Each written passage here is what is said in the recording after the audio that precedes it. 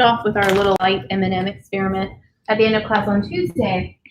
And so today we want to continue thinking about these variables, things that vary in aquatic ecosystems. We talked a lot about El Nino and La Nina, how global wind patterns and the thing that determines climate on land to such an extent can also influence aquatic ecosystems. And we'll see today that currents, tides, waves, water movement is one of these things that can create variability and variations in conditions and resources for organisms that live in water. One of our labs this semester, we will take light readings, temperature, salinity, DO, pH, turbidity readings, nutrient concentration readings out at 3 different spots at the Cincinnati Nature Center and get a chance to actually use the tools that we do use in order to measure these variations in aquatic ecosystems. By and large, we get really interested in these types of data as scientists because it helps us figure out the habitat space at any given location. Conditions, then, we can predict what organisms might live there. And by identifying the conditions where an organism is found, we can start to figure out what are its minimums and maximums and optimums for temperature, oxygen, pH, nutrient conditions. And sometimes that's important in terms of aquatic organisms when we want to do aquaculture.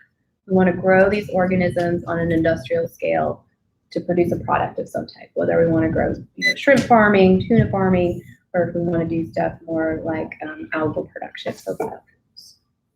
And so there's this pure aspect of aquatic ecosystems and understanding variations in conditions. And then there's this applied purpose to it too, when we want to think kind of beyond just understanding the world around us. Okay, I think I had a quick kind of review question. Okay, so this was the sea surface temperature data, the long-term scale that we had seen at the end of talking about El Nino and La Nina cycles. And we noticed that in an El Nino year, we tend to get warmer surface water, and this is all off the coast of South America, the western coast, in the Peru, Chile region. And in a La Nina year, we get colder temperatures. So my question for you is, talking to your neighbor, why is it warmer surface water in El Nino and colder surface water in La Nina?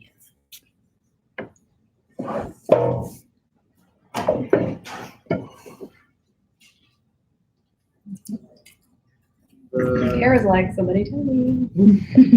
The ocean currents are bringing the water from the Pacific, maybe, for the colder ones? For the colder ones? In El Nino, there's like less winds and like less of a current, so there's not a lot of that. Right. In El Nino, there's wind breaks down, which means there's not this offshore push of water. And that means that there's not a reason then for cold water from below to come up to the surface. Mm-hmm. And so in El Nino year, the warm water is piling up next to the coast of South America. And that's why it's warmer. Yeah. In El Nino years, have a breakdown of the dominant wind structure. Because the wind isn't blowing, the water's not being pushed off to this side towards Australia and New Zealand across the Pacific Ocean. And that means that instead there's this pool of warm water that's just sitting there off the coast of Peru, which is why it's hot. We measure hot. When that water is not being pushed off towards Australia, then there's no pull for cold water to be upwelled up to the surface, which is a normal condition.